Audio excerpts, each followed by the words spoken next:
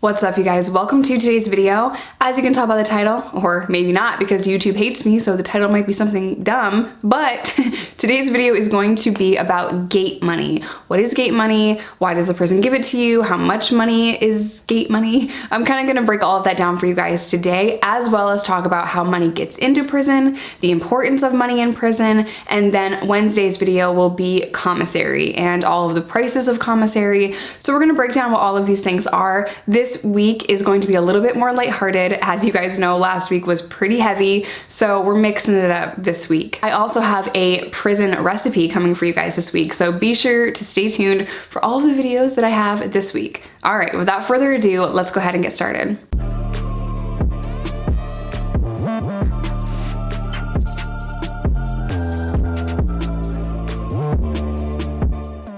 So I just want to give a shout out here to mi hermano JC from Wrong Too Strong, my brother. He made this video as well, and I will link that down below. So what is gate money? So gate money is money that the prison issues to you when you are leaving prison.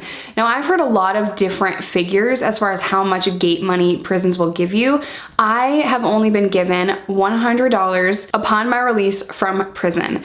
Now, in Arkansas, like, how long have I been home? 6.5 years. Arkansas 6.5 years ago was giving cell phones to people when they got out. And a lot of the girls that were getting out before me were getting out on EPAs. Now, this was just kind of a very Arkansas thing where you can get out a little bit early due to overcrowding. Now, men have been known to hit EPAs a year before their release date. I have never seen a woman get out of prison in Arkansas a year before her release date. More often than not, she was getting out 2 weeks, 3 weeks, 4 weeks, and hey, we'll take it. But the male prisons are more crowded than female prisons. That was always the reason that we were given when women did not hit EPAs, even though that prison was pretty full. Women just didn't get out as early as men got out due to overcrowding. Now, a lot of the women were getting released in groups, and then a couple of the girls that worked in intake that processes these people out so they can be released, they were saying they were giving out cell phones to people. So it was interesting. I technically got out on an EPA. I got out 2 weeks early. So it was interesting how these people were all getting out on EPAs together. So I'm thinking I'm gonna go through this process with a bunch of other women, and we're gonna get all dressed out together and go to Sallyport together and then be released the same day, because I saw many groups doing that. So when my day came to be released from prison, I did what I always do. I gave away all of my stuff, because in the past, when I was getting released from prison, I was going to my house. I had shampoo, I had conditioner, I had deodorant, I had toothpaste, I had makeup, I had everything that I needed, socks, underwear. So I had everything. When I was released this last time, I was being released as a homeless person. I had an address that I could crash at for a little while, but after that, I really didn't have anywhere to go. A friend of mine that I had met in prison said that I could live with her until I got on my feet. But when I showed up at this house, everyone was on parole or in drug court, and the house was very full. She had lied to get many people out of prison. So once I showed up there, I'm like, there's no way. There's no way I can stay here. I have to go to a halfway house, or I have to do this right. There's absolutely no way this is gonna fly. I was used to parole in New York. Very different. They're at the house. They're checking to see if you have dogs. They wanna know if there's weapons in the house. They wanna know where all the exit is, what the layout of the house is. They wanna know everything. Arkansas was like, you're gonna stay at that house? She got a couch for you? Okay, cool. Don't call me. Don't smoke meth. Peace. That was parole in Arkansas. Very different vibe, you know? But I didn't know that. I was very nervous and very concerned that this person that said I could crash at her couch actually had allowed many parolees to crash at that house that would never fly in New York. So when I showed up, I was just nervous. So let me back up here a little bit, and I'm sorry if this is all over the place. Y'all know how my mind works. When I was getting out of prison that day, it was kind of strange because I was by myself. Now, I had for weeks seen groups, like maybe it's a small group, 2, 3, 4 people going up to intake to be released, getting changed out, and then they could go home. So when I was called up by myself, I rolled my buggy up to intake and then eventually to Sallyport by myself. And I'm looking to see if anyone else is coming, you know, if anyone else is being released from a different housing unit, and it was no one. Now, the night before, I gave away everything. I gave away the makeup that I had accumulated. I gave away my toiletries. So shampoo, conditioner, new razors that I hadn't used. I gave away toothpaste. I gave away everything. radio, you know, and you do that as a courtesy. You do that to your homies that are getting left behind in prison. You do that as a respect thing. You don't want to take things out to the street that they need in prison. That's just prison rules 101. You have to be respectful to the people that you're leaving behind. It is crucial to be respectful to the people that you're leaving behind in prison. And if I would have taken that with me, it would have been an issue. However, I should have taken it with me. I completely understand why people give their things away because they're afraid to do that and they're afraid to stand up for themselves. But I kind of had built my reputation to where I could have taken it home and those people would have understood and respected my own struggle. But instead, I kicked it back to the homies, so I didn't have a single thing. When I hit the street, my gate money, which was $100, was spent at the gas station on toothpaste, toothbrush, a little thing of shampoo and conditioner, and it cost a lot at the gas station. But I was just excited. I was excited to be out and excited to be able to buy something at a store, you know, and it was so nerve-wracking for me. I then had a friend that took me to TJ Maxx and I got a couple of different shirts and underwear because I had nothing. And I was very grateful to be blessed with like a garbage bag full of clothes that my friend had donated to me. And that was my first day out of prison. It was so important that I had that gate money so that I could get a couple of shirts and underwear and toiletries. The prisons do that just so that they know that you're okay for a day or two. You know, like you can eat, you can get something to eat if you need to, and you won't be put back into prison within 24 hours or whatever. I know this question is going to be asked, so I'm going to put it in here. Although this doesn't happen, not everyone does this, but I have seen people take their gate money and buy drugs. I want to mention that because it is so important to make that change in prison. It is so important that we are teaching people how to make a change. A lot of people come home from prison broken with PTSD and a lot of different issues, so they want that immediate release. They feel free and euphoric for not being in prison, and then they want to get high to celebrate. They're in pain and they're suffering from what they just endured in prison. So of course they just want to hit the street and party. We have to change that narrative. We have to help them.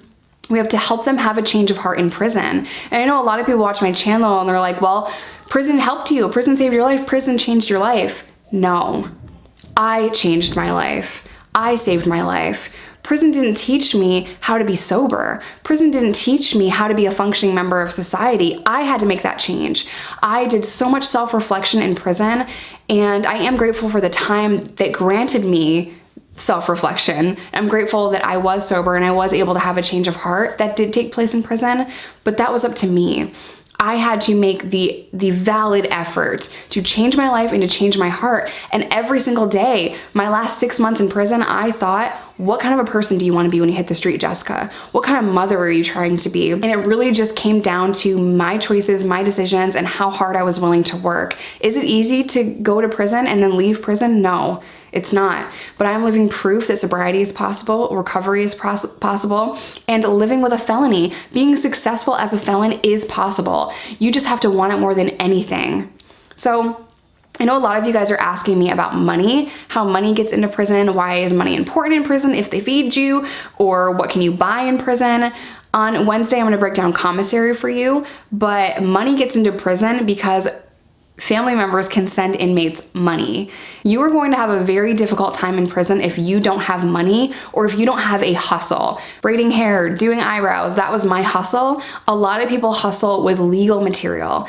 Do they understand the law? Can they help you with your appeal? You know, you have to have something that is valuable to others in order to survive prison. And if you don't have money on your books and you don't have anyone helping you, prison is really hard. The prison only gives you a little bar of soap, 3 tiny ass rolls of toilet paper a week. I know a lot of people in my past videos are like, 3 rolls of toilet paper a week, that's plenty. Single ply tiny rolls of toilet paper is not enough for women, especially 1 week out of the month. So it is very difficult to survive in prison. I have had to hustle for toilet paper before, you guys. So they give you issuance, which is a little bar of soap, a little toothbrush, toilet paper, and a razor. They give you that once a week. And you have a towel, and then they feed you 3 small and very gross meals every day. Beyond that, that's all you have. That is your belongings when you go into prison. And it is very difficult to survive on that compound if you don't have money. Everyone is hungry. And I think the hardest thing is when you have no money on your books to go to the store to buy commissary items.